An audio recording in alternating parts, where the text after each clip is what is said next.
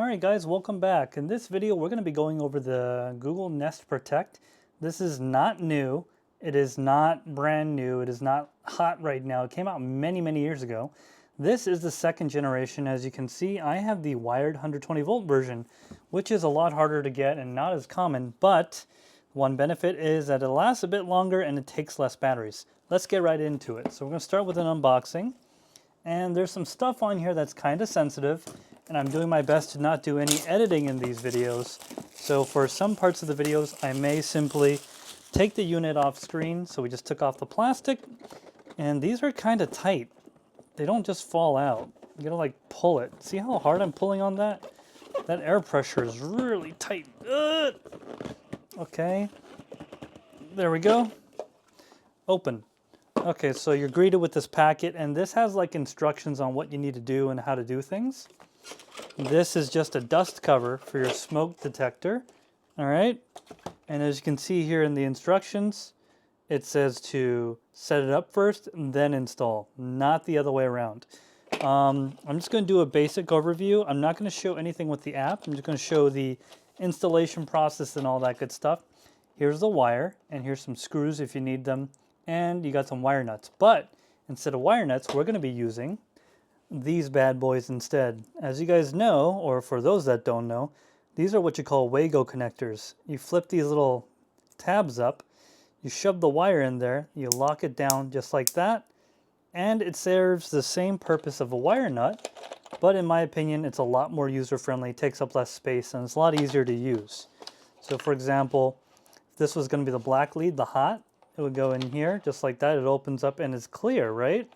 So you can actually see what you're doing. You can actually see the wire going in. That's a little strip guide right there. It's perfect. I'm gonna go ahead and shove it in there. You can see the wire goes all the way in, and then you flip it down. And we got a nice solid lock on that wire. It ain't coming out. So we're gonna go to a different view and look at the ceiling where my installation is. I'm gonna show you how all this is wired. Because remember, it says to set up in the app, then install, but we're going to assume you've already set it up in the app. All right, so we got this view now, and I'm going to show you what I do before we install it. So remember, this is live voltage. It's 120 volts AC. It can hurt you pretty badly.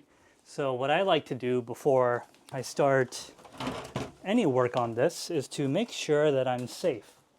And to do that, what I'm going to do is I have a little voltage detector. This particular one can detect between 12 volts and 1,000 volts or something like that. I'm going to set it for regular AC power. It's green. Okay, there's definitely AC voltage here. So I already know on my circuit panel which one it is, so we're going to go ahead and turn it off. If you don't know what it is, you can use one of those tracers, but it's a good idea to find this out before you do. So we're just going down into our basement, and as you can see, I have already marked everything up, so I know that it's breaker 9. Make sure if there's anyone in the house, you let them know what you're doing. I'm going to go in here and turn off breaker 9, and then we're going to go check for power.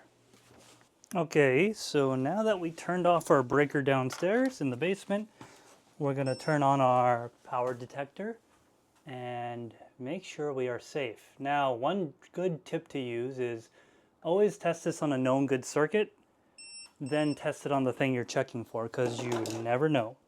Okay, so now that we know we are, for the most part, safe, and we got no power to worry about, we're going to start taking out the old one.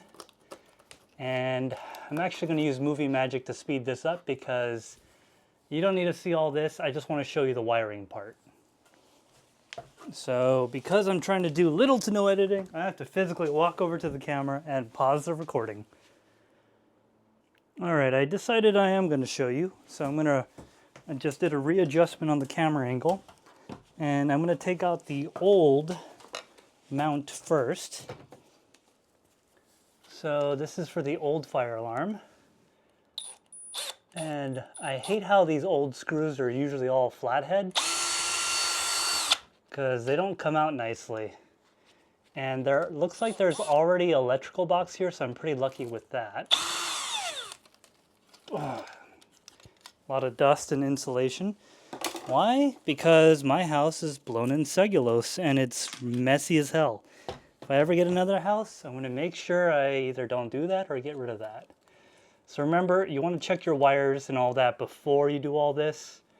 So you got your white, which is your neutral, you got your black, which is your hot, and this yellow one, as you can see, there's a little warning here. This is the interconnect, and that is tied to the red wires in the house.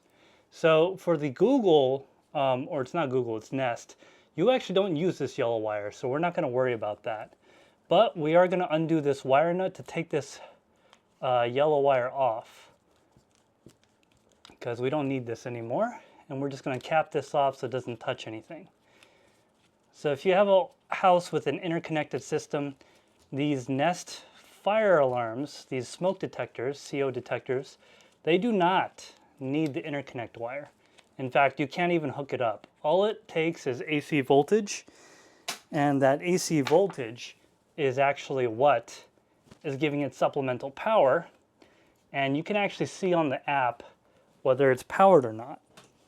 So I'm just going to go ahead and undo these nicely, just like that. And I'm sorry, I got no way to monitor the camera angle, so you're just going to have to trust me what I'm doing if you don't see it. So what I'm doing right now, I really don't want to snip any wires, so I'm going to just use my pliers to bend all these straight real quick. And that's all I'm going to do. I'm going to speed it up. That way you don't have to sit here and watch the boring part. But essentially, I'm going to take the pliers, straighten everything out, then you'll see me back on the camera. Okay, so just a little quick explanation of what I've done so far.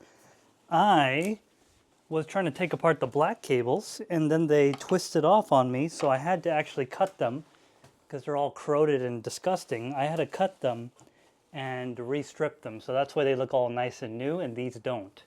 So again, I'm going to be using my wago connectors, so they simply go on like that. Okay, and then just clamps down. Make sure you do not ever mix the color of the wires. That'd be bad, okay? Because then you'll have a dead short and you'll be testing how good your breakers are in your house. So we got both the black and the white. Okay, nice. And then you can see we have these existing holes here. We're going to try to put our mounting plate in first. But before we do that, we're going to take the provided Nest wire, make sure color to color. It's pretty simple. Shouldn't take more than 30 minutes if everything's already all set up like this. Of course, I'm filming and doing all that, so it takes a little longer. All right, so that's it. You're pretty much done when it comes to the wiring. You can kind of shove this all up into the box. Make sure no exposed conductors are touching anything. That'd be bad, okay? All right. And then our mounting plate, it actually shows on here, you know, don't put screws on this side. This goes on a certain way. And what's nice is all these holes, there's 3 hole spacings, right? Sets of 2.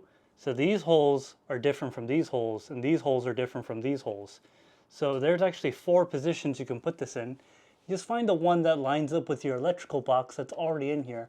If you don't have an electrical box, you could probably just go into drywall. I don't think anyone's going to really notice or care. So I found the holes that work, confirmed that works, and oh, what do you know? My drill does not have a Phillips on it, so I'm just going to use these screws. They might work. They might not. I don't know. It's a little sketchy. If these don't work, I'll just use the old screws that came with this. Yeah, that's a little sketchy. I'm going to try to use the screws that was already in here for the old mounting plate, because these are like coarse screws, but these are the ones that it came with are machine screws. They're fine. Hopefully it's not all stripped out and they still work. Oh, that's going in nicely, so maybe that's all it needed. Okay, that looks fine. All right, we're on the correct orientation. We don't want to put this in upside down because we're going to have a hard time installing our detector. And yep, the outer holes is what works best for me. So put it in and then just kind of twist it into position as best as you can. So the trouble I'm having is the mounting box is already pretty deep. So I need to take the screw out put it into position and then put it in. It's not level with the ceiling, and that's, you know, it's not a big deal. It is what it is. It's an old house. I'm not going to freak out about it. Yeah, so if you guys don't know, I did buy this house in 2022, and there's a little bit of a story behind it, but essentially I sold all my Bitcoin and all my GPUs during the height of the crypto crisis, as I call it. And then I used those funds after it simmered in my bank account for 6 months. 6 months? No, it was 90 days, I think they said. The money had a season in your bank account for 90 days to become legitimate. Because after that, it doesn't matter if Al Capone gave you the money. You're good to go, at least in the eyes of the law. You just can't get money from nowhere and buy a house immediately, I guess. At least that's my understanding. Okay, so it's in there correctly. Now, when you go to install your detector, there's a QR code on the back, and you want to make sure you have access to that to set it up. Again, I'm not going to be showing you guys how to do anything in the app. I just want to show you guys how this goes in and all that. I'm going to go back up here. So yeah, now we installed the mounting bracket and we got the detector. I haven't taken the tab out yet. So basically you just plug this in, right? Here, I'll try to show so the camera can see. Basically there's a hole right here in the clip. This only goes in one way. It's hard to mess it up. It clips into place, because you could tell, right? And then what's really ingenious about this is, after you line this up, right? After you line it up and get it on, so there's these little tabs in here. I just gotta find them. Okay, there's one right there. Shove the wires in there, find the tabs. Okay, and then just kind of, then you can actually rotate quite a bit. So this is where I put it on.